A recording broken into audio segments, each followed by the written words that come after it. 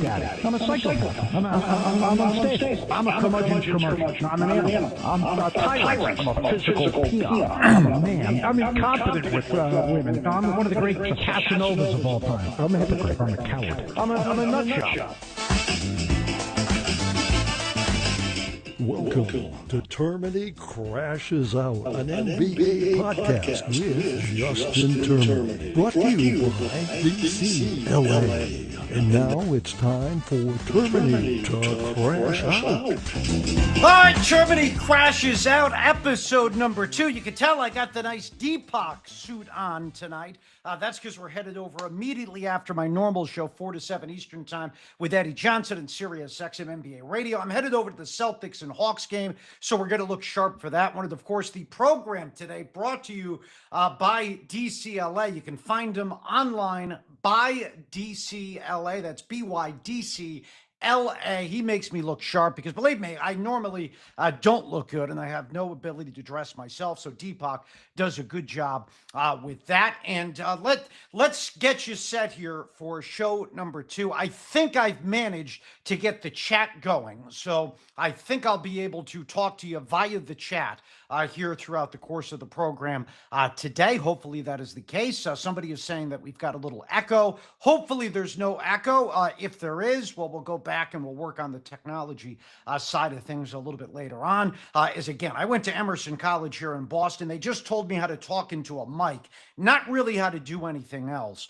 So hopefully we'll be able to chat with you, unlike last time in the little comment section. You can leave me a note and perhaps we'll hit on the subject that you bring to the table. But let me preface this because I want to get into, first and foremost, the Isaiah Thomas comments on Kevin Durant and Michael Jordan. Before I go to town here on both Isaiah to some extent, who I love having on as a guest, and Kevin Durant, let me just add this on Kevin Durant. I actually respect Durant a ton. Now, I'm gonna get on his case here over the course of the next couple of minutes, but from a media perspective, I like Kevin Durant because one of the things I've found in the industry is you're going to be critical of guys throughout the course of your career, right? Some guys don't handle it well. For example, as you guys know, if you followed my career, I've got on LeBron James's case. So LeBron will walk by the table, right? If we're at All-Star Weekend, any other event, and LeBron will give a little fist bump to Eddie, my co-host. He'll give a little fist bump to all the different producers, everybody associated with the station. Then he won't make eye contact with me, won't, put out a hand, anything of that nature, which lets me know that I'm under LeBron's skin a little bit. With Kevin Durant, I've never done an interview with LeBron outside of 2012 before there was a little bit of an animosity in his reception of what I've said throughout the course of his career. So he didn't really know who I was at that point. Sat down for a nice 15-minute conversation. I'm willing to do it again, but he won't acknowledge me. Whereas Durant, we've gone back and forth several times on Twitter. I've been very aggressive in my criticism about him going to Golden State. Despite that, Durant has always done interviews with me when I've requested. In fact, you see the picture that I took with KD and Eddie a couple of years back out at Suns training camp. And he walked up to me. He was not scheduled to do the interview on that show and said, "Hey, listen, you thought I was going to skip over you? No, I want the smoke." And he sat down with us for about 10 minutes. So I respect his professionalism. I respect Durant's ability to have a conversation with media members that might not agree with him. There's not many players out there like that. That's very old school of Kevin Durant. So definitely appreciate that. Now, with that said, I do have to get on his case a little bit, only because of the comments made recently here by Isaiah Thomas. So Isaiah Thomas, who's got a complete anti-Michael Jordan bias, okay? We all have biases, but he will not let this drop. And to some extent, I respect it. But Isaiah came out within the last 24 to 48 hours and said if they took Michael Jordan off the 90s Bulls and replaced him with Kevin Durant, then Durant would also have 6 championships.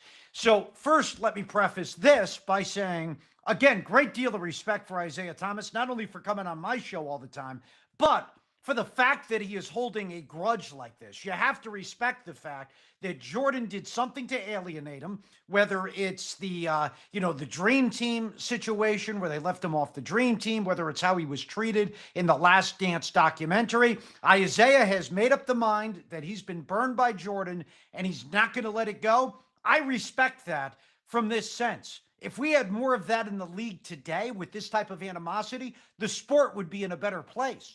Unfortunately, we've got too much of the buddy-buddy stuff, which I think was ushered in personally by LeBron, Dwayne Wade, Carmelo Anthony, that era where their opponents, people are going to point to, well, Magic and Isaiah were kissing at the half court prior to the game. That was completely different. This became obsessive in the 2000s, where it's almost like they're more likely to make love at midcourt than they are to, throw fists, which, again, we don't need them throwing fists, but we want some rivalry. We want some bad blood. We want some animosity. Isaiah, 40 years later, still has that animosity. So I give him credit for that. I wish we had more of that in the sport today. Now, with that said, you cannot use Durant as the example. Like, you want to use somebody else as the example?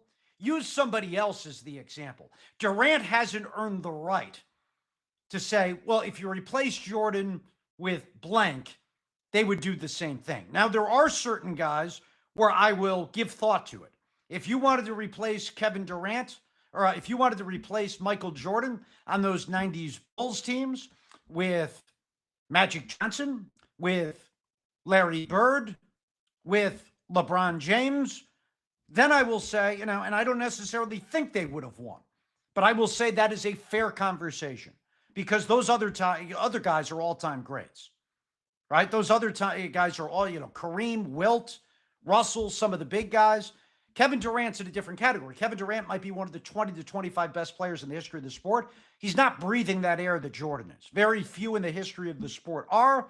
He inarguably is not. He is not.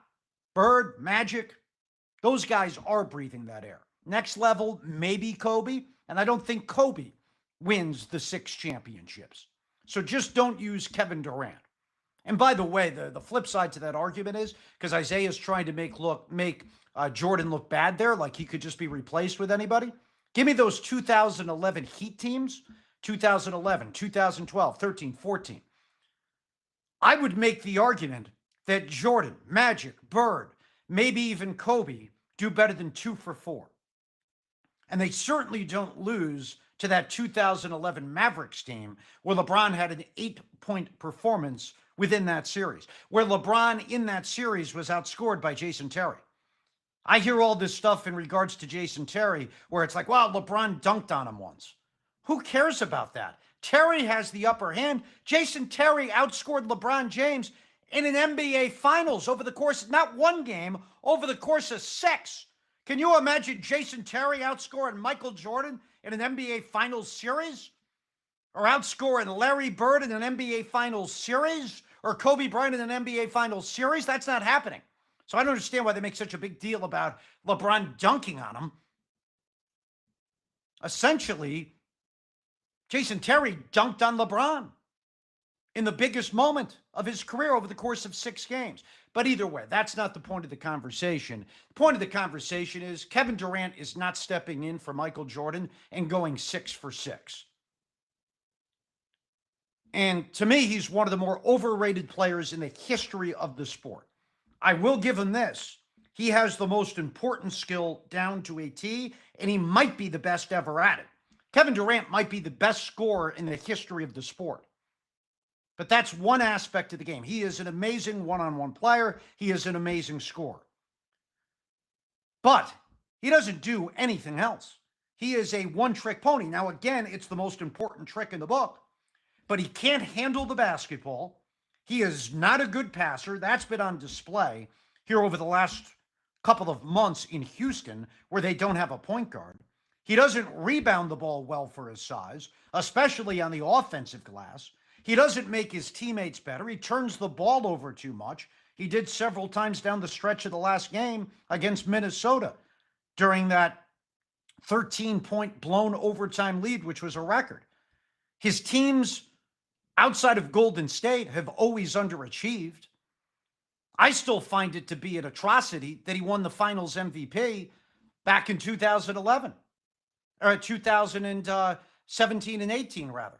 To me, that should have been Steph Curry, because Steph's gravity is what allowed Durant to do the one thing that he does best, which is score.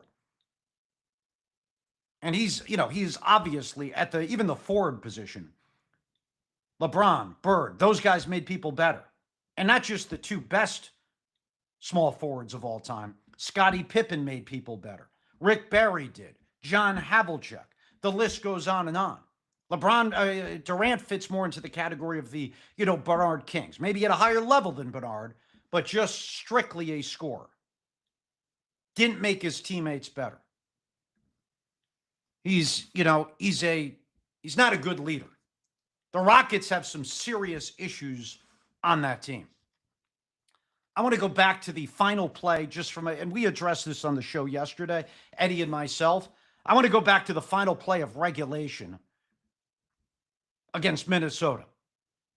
And this speaks to the lack of chemistry and leadership that Durant has and his teams typically have had. It's a tie game. There's 9 seconds left. Durant has the ball. He turns it over, as you guys saw, but I don't know if you saw what happened after it.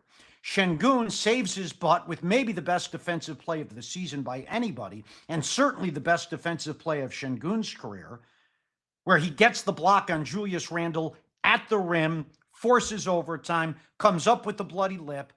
Durant, after that play, where he saved Durant's backside, does not even acknowledge him. In fact, he wasn't the only one. Nobody on the team acknowledged Şengün after he sent the game into overtime. Nobody's fist bumping him. Nobody's celebrating with him. They just walked back to the bench. That told me everything you needed to know about the chemistry on that team and the leadership of Kevin Durant, who's supposed to be the leader of that team. Meanwhile, you looked at Minnesota. What was Minnesota doing?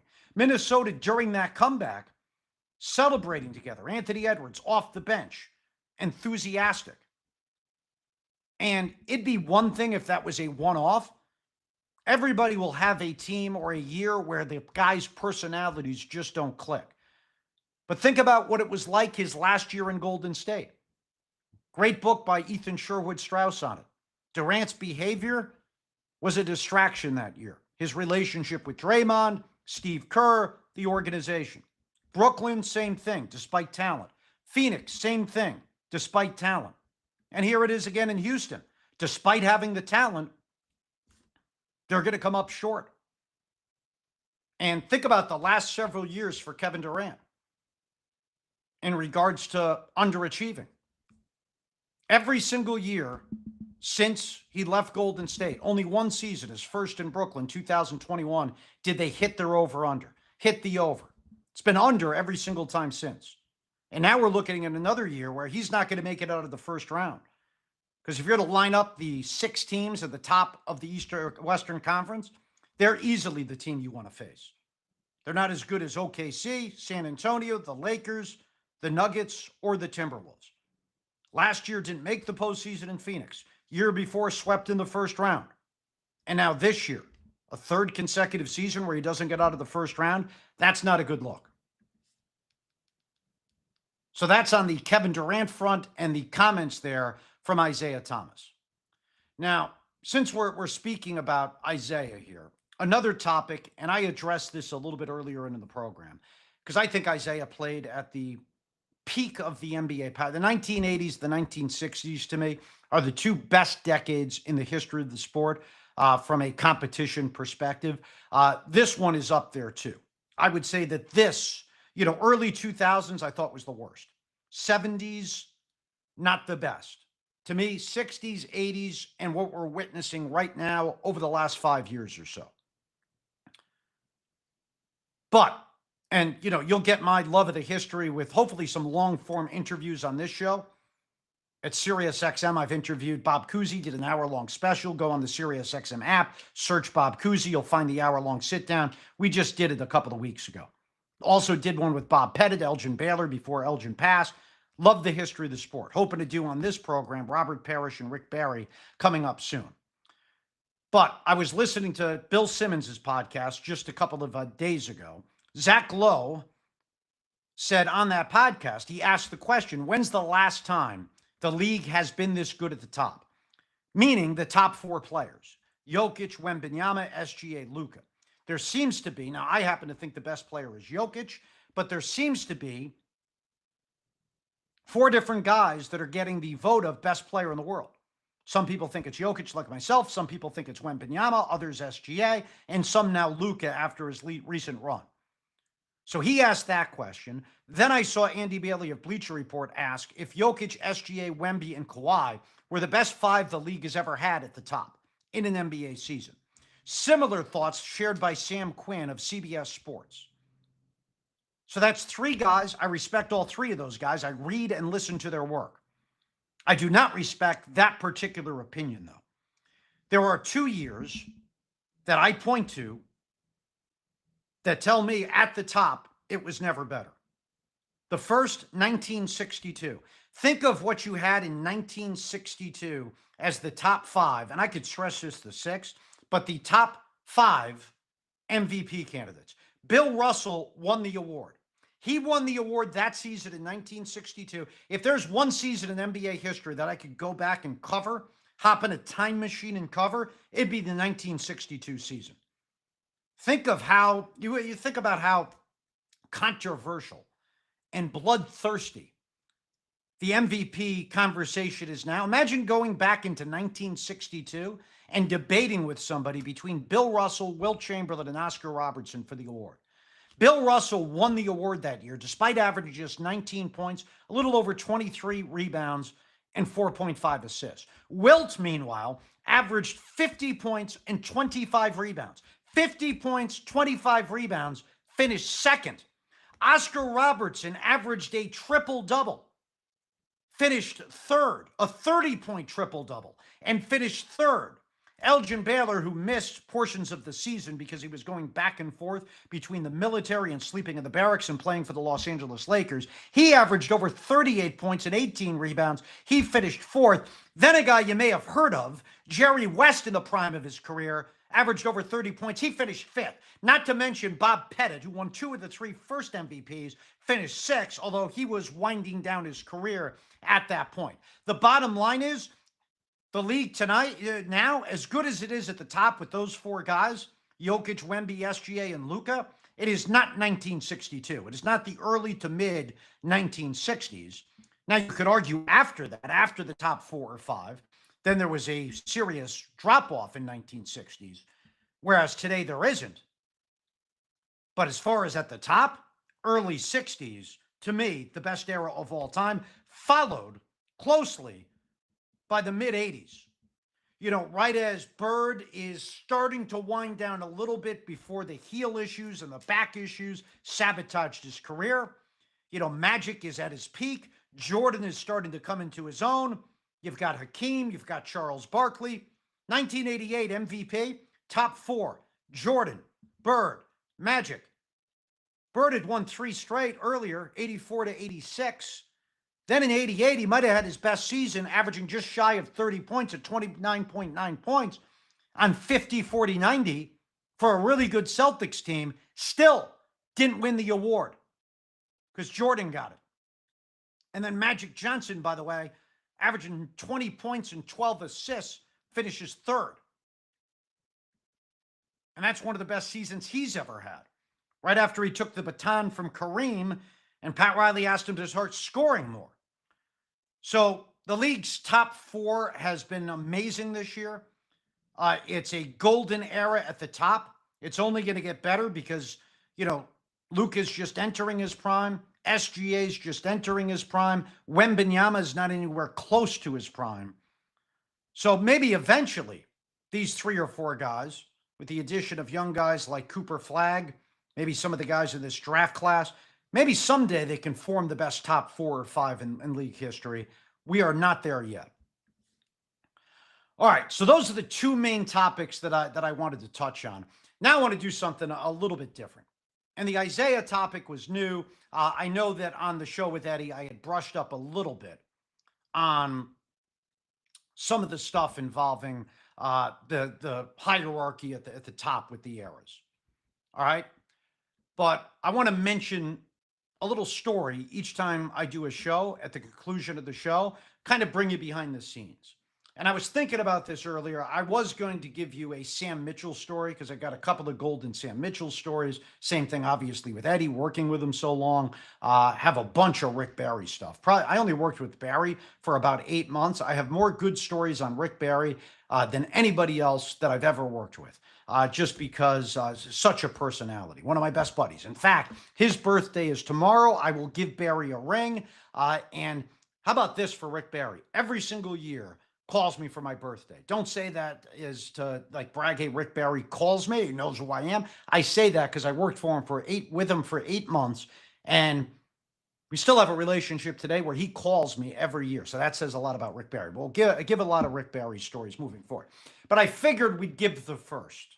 All right, my first story, my first MBA thing / media thing when I'm coming up through the ranks. And this might be a good, story for younger people out there watching that are hoping to break into the business. So I'm at Emerson College.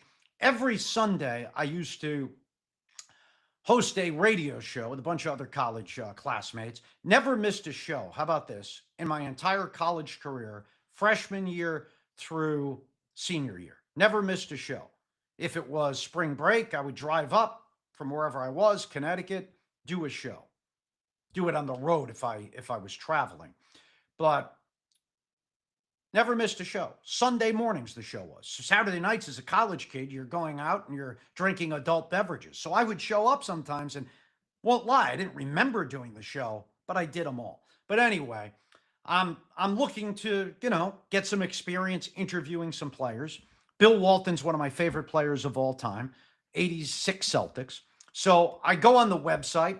I find Bill Walton's website. It's for speaking engagements where you pay Bill Walton. So I say, what the hell? I'll take a shot. I'll see if Bill Walton will come on the show. So I write Bill Walton an email. Mr. Walton, Justin Termody calling or writing. I host a show in Boston, Massachusetts. I'm a college freshman. I was hoping to get you on the show. I'm not expecting to hear back. 5 minutes after I send that email out, I get an email back. It's Bill Walton.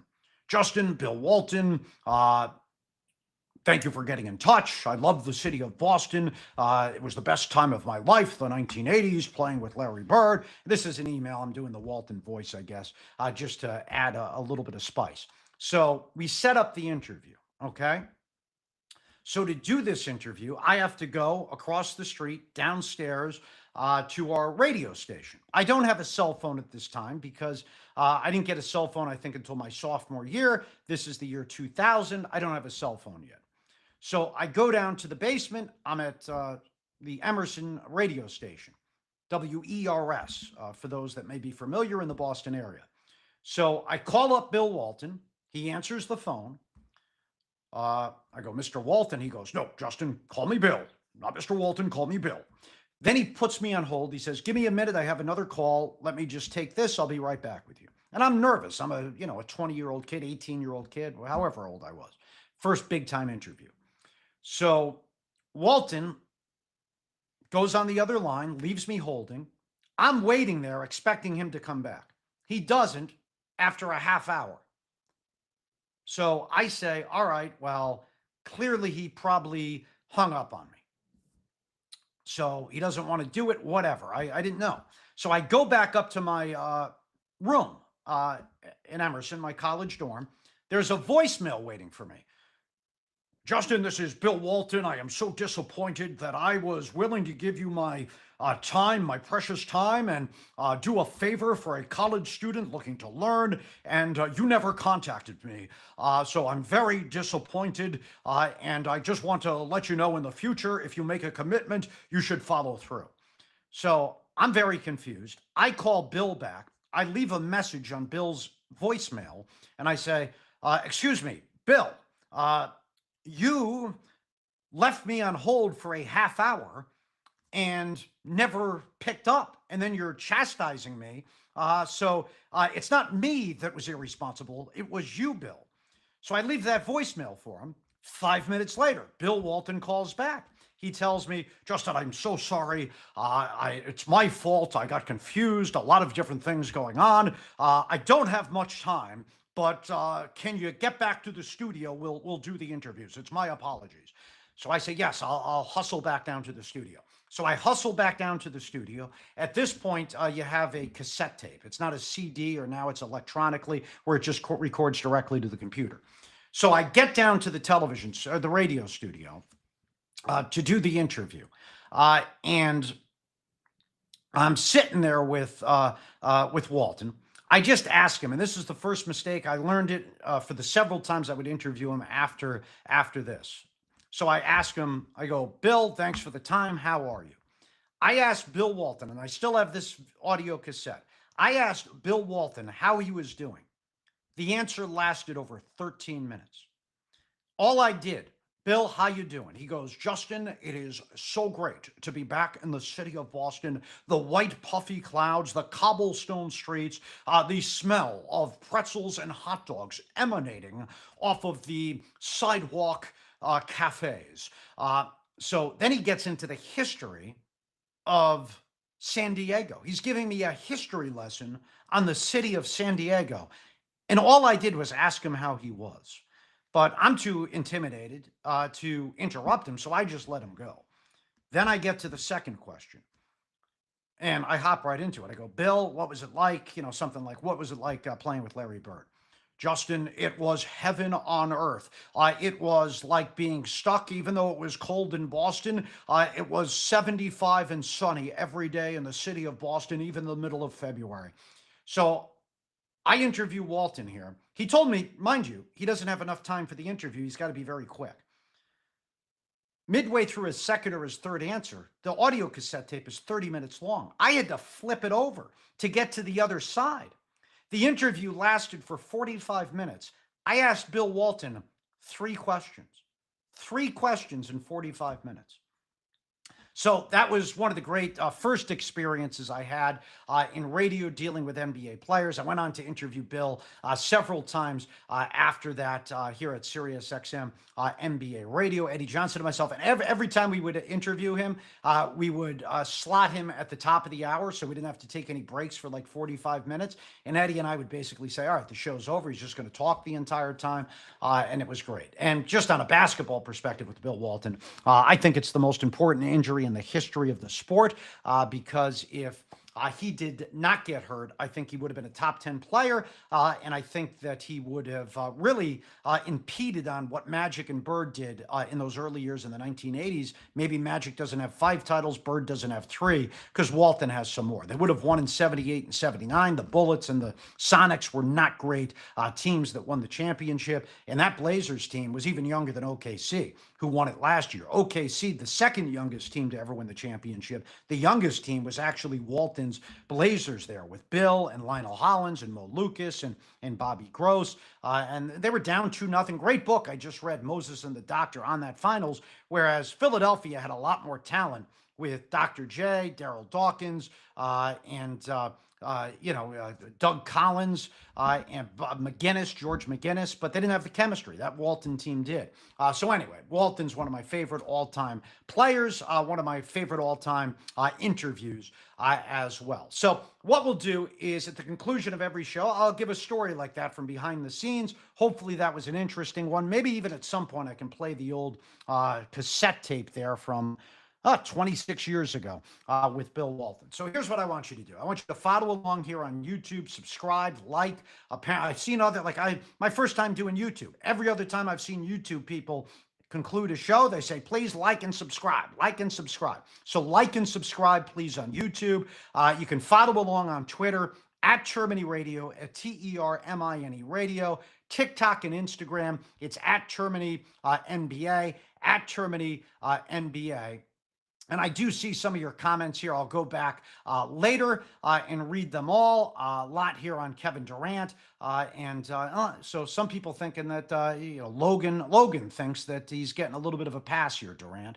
Well, I'm not giving him one. My good buddy David Shepard, who does the post-game show. David, thanks for tuning in. I appreciate it, buddy. Make sure you subscribe to David. I got to subscribe to David myself. David will figure it out. I know you have your own YouTube station, and he does the post-game shows for us as well. So I will be jumping on the air in just about 40 minutes on Sirius XM NBA Radio with Eddie Johnson. Again, Twitter at Termini Radio, TikTok and Instagram, Termini NBA. I will throw up some videos here. I did a couple of videos for my first episode on Popovich on the 65 game rule. I guess I can give you what we're going to talk about on the show today. Talk about the Charlotte Hornets, who just, crush all these really good teams. Thunder, they beat by 27 on the road. Celtics, they beat by 28 on the road. I was at that game. Best team Boston's played all year in person. The Lakers, they beat by like 15 plus points. And last night they dominated the Knicks. So they beat San Antonio by 5 points. So Charlotte could beat anybody in the first round. We'll get into them. We'll get into the Knicks as they lost last night. First time they played a winning team in a couple of weeks, and they got manhandled. Also do a lot in the MVP race and maybe some stuff on Isaiah Thomas's comments on Kevin Durant and Michael Jordan. So hopefully you enjoyed the show. Appreciate Deepak setting me up with the suit. Again, buy DCLA.com to check out some of the attire that he's got. Hopefully you liked it. We'll post this. You can watch it taped as well. And we'll talk to you on Sirius XM NBA Radio in just a second at 4 p.m. Eastern Time with Eddie Johnson. Talk to you guys soon.